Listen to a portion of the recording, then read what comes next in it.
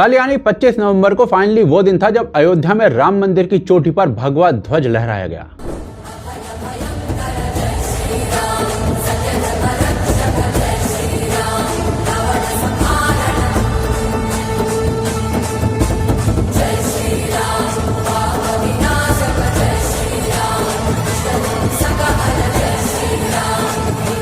देखिए, कोई मामूली झंडा नहीं है। ये झंडा उस 1000 साल के श्राप को तोड़ता है जो हिंदू सिविलाइजेशन पर लगा हुआ था। ये झंडा उन हजारों सालों के कल्चरल सप्रेशन को चीर कर खड़ा हुआ है, जिसे ना जाने कितने सल्तनतों ने, कितने इन्वेडर्स ने, कितने कॉलोनियल मास्टर्स ने और कितने ही अपने भारत के लोगों ने दबाने की कोशिश की है। आज वही सिविलाइजेशन, वही संस्कृति उन्हीं जड़ों पर वापस लौटते हुए शिखर पर पहुंच रही है। ऑब्वियसली ये दृश्य उन लोगों को चुभेगा जिनकी पूरी विचारधारा इस बात पर टिकी हुई थी कि हिंदू फ्रैक्चर्ड रहे, डिवाइडेड रहे और एम्बेरस्ड रहे अपनी ही विरासत से। लेकिन भारत ये कॉलोनियल माइंडसेट, ये गुलामी की जंजीरें ना अब धीरे धीरे तोड़ रहा है। गुलामी की मानसिकता से पूरी तरह मुक्ति आज से 190 साल पहले, साल 1835 में, 1835 में मैकाले नाम के एक अंग्रेज ने भारत को अपनी जड़ों से उखाड़ने के बीज बोए थे। मैकाले ने भारत में मानसिक गुलामी की नींव रखी। 10 साल बाद आने वाले 10 वर्षों तक उस 10 वर्षों का लक्ष्य लेकर चलना है कि भारत को गुलामी की मानसिकता से मुक्त करके रहेंगे। और देखिए, जैसे नेहा कक्कर का गाना सुनने के बाद कान के भीतर बवासीर होना पक्का है, वैसे ही इस दिन के बाद लिबरल्स और इस्लामिस्ट के इंसेन लेवल ऑफ मेल्टडाउन वो भी आना पक्का है। और हुआ भी यही।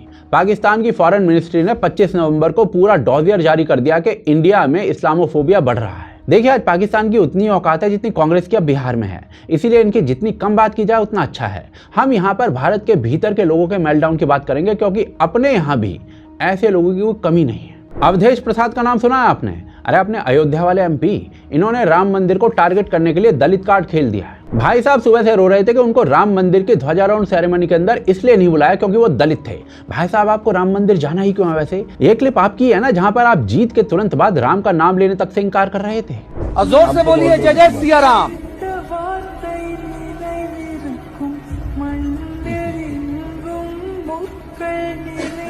जय जय सिया राम नहीं बोल रहे हैं। अवधेश जी राम की नगरी में जीते हैं, राम मंदिर के सामने जीते हैं और जय जय सिया राम नहीं कर रहे हैं महाराज। अरे भाई, अब राम की कृपा तो जग जाहिर हो गई ना। अच्छा, अब राम किसके साथ है? राम की मर्यादा किसके साथ है? सारी देश दुनिया में है। अरे तो जय जय सिया राम तो हमारे रोम रोम में है। जय जय श्री जब हमारे बाबा का नाम राम ने वाला है, हमने पहले बता दिया। तो ये तो भाई साहब आपकी असलियत है, और यहाँ पर दलित का लॉजिक मत घुसाइए। राम मंदिर मूवमेंट की शुरुआत से लेकर राम मंदिर की पहले पत्थर की नींव तक दलितों ने ही सबसे ज्यादा कंट्रीब्यूशन दिया है। भारत के हजारों दलित कार सेवकों ने अपना खून दिया, जेल काटी और तब जाकर यह मंदिर खड़ा हुआ है। ध्वजारोहण सेरेमनी खुद एक ओबीसी बैकग्राउंड से आए हुए प्रधानमंत्री ने किया है, तो ये ड्रामा बंद कर दीजिए। और देखिए, मैं बिना लाग लपेट के ना एक बात कहना चाहता हूँ, चाहे बुरी लगे या कड़वी लगे, आप एक्चुअली में राम मंदिर के आसपास या फिर अयोध्या में होने का भी डिजर्व नहीं करते हो, क्योंकि आप उस पार्टी से हो जिसने राम भक्तों के ऊपर गोलियां चलवाई थी। एनीवेज, अब आते हैं दूसरी कैटेगरी के लोगों पर, जो सेक्युलरिज्म के सेल्फ डिक्लेयर्ड गार्डियंस बनते हैं। ये कहने लगे कि ये इवेंट सेक्युलरिज्म के खिलाफ है। मोदी ने कैसे एक सेक्युलर भारत के अंदर भगवा ध्वज को लहरा दिया है। पॉलिटिक्स को रिलीजन से दूर रखना चाहिए, ये तो सेक्युलरिज्म की हत्या है।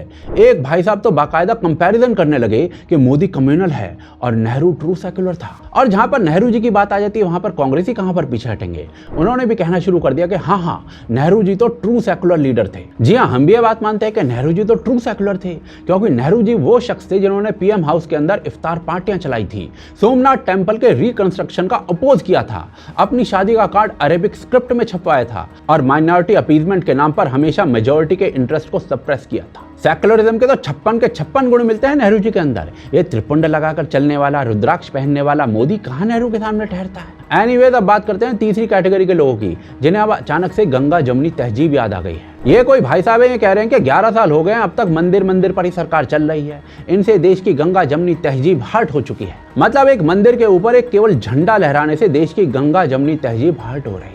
लेकिन मजे की बात देखिए कि ये वही लोग हैं जो हिंदू फेस्टिवल्स और ट्रेडिशंस के भीतर ना सबसे पहले प्रॉब्लम ढूंढते थे, लेकिन जब यही लॉजिक दूसरे रिलीजियस प्रैक्टिसेस पर लागू कर देना तो इनकी गंगा जमनी तहजीब और ना जाने क्या क्या खतरे में पड़ जाता है। ये वही लोग थे जो बाबरी मस्जिद को सिंबल ऑफ रेजिस्टेंस मानते थे और भगवान राम को काल्पनिक और राम मंदिर को सिंबल ऑफ हेट मानते थे। और इसीलिए ना मैं इन लोगों से एक ही बात बोलना चाहूंगा, ये लोग गुलाब जामुन खा लो और दफा हो जाओ। ऐसे ही AIMIM के वारिस पठान सामने आते हैं और वो कहते हैं कि 6 दिसंबर उनके लिए एक ब्लैक डे है और जो कुछ भी आज भारत के अंदर हो रहा है ना वो भारत के सेक्युलरिज्म के लिए खतरा है। ये भाई साहब बाकायदा मोदी को नसीहत देके गए हैं कि सबको साथ लेकर चलो। मतलब भाई साहब साथ लेकर कैसे चलें? पाकिस्तान का झंडा फहराएं क्या?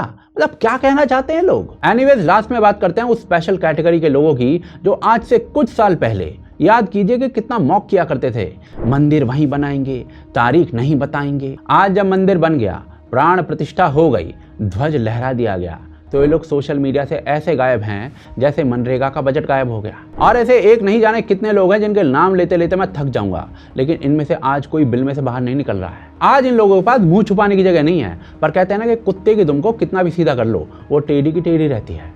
लिब्रांडोज की कुछ टोली ना वापस चैलेंज कर रही है कि कुछ भी हो जाए भारत को वो हिंदू राष्ट्र नहीं बनने देंगे। क्या कर रहे हो भाई? आपने बोला मोदी PM नहीं बनेगा, बन गया।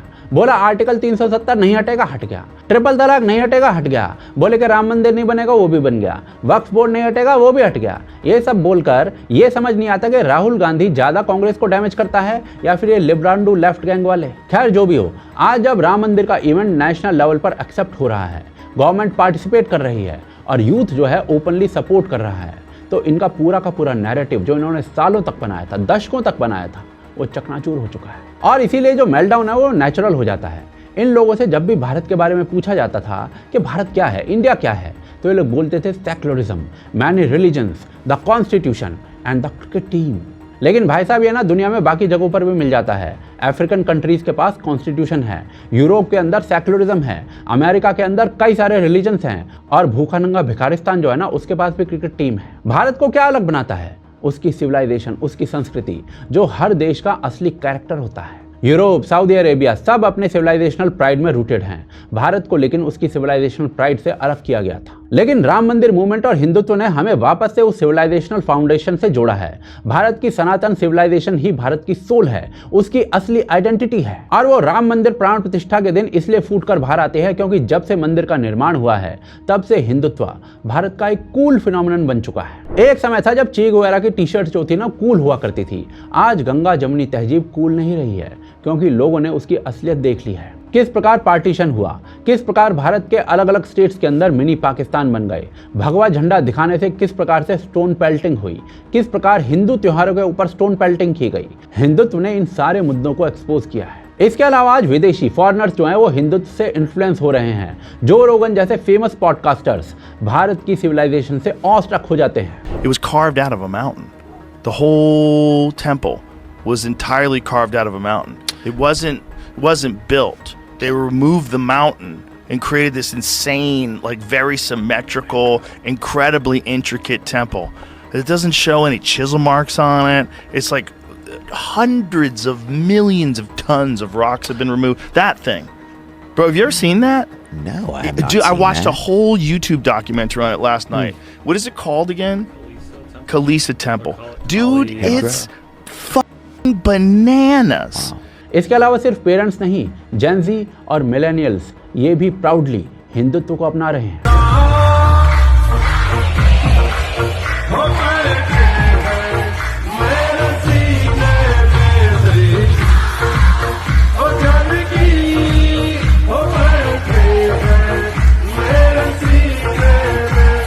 सच कहूं तो राम मंदिर का ध्वज केवल अयोध्या में नहीं लहराया गया, ये ध्वज उन सब नैरेटिव पर भी लहराया गया है जो हिंदू आइडेंटिटी को शेम करते थे, जो हिंदू सिविलाइजेशन को खत्म करना चाहते थे, जो भगवान राम को काल्पनिक बताते थे, जो हिंदुओं को अपने ही कल्चर पर गिल्ट में डालना चाहते थे। ये ध्वज इस बात का प्रमाण है कि आज भारत में इन सब नैरेटिव्स का अंत किया जा रहा है। इस ध्वज के लहराने का अर्थ है कि भारत ने अपनी सभ्यता की विरासत को फिर से अधिकार पूर्वक थाम लिया है। और जब एक सभ्यता अपने मूल पर खड़ी हो जाए तब दुनिया का कोई भी नैरेटिव, कोई भी टूल किट, कोई भी लॉबी, कोई भी इकोसिस्टम उसका कुछ नहीं बिगाड़ सकता।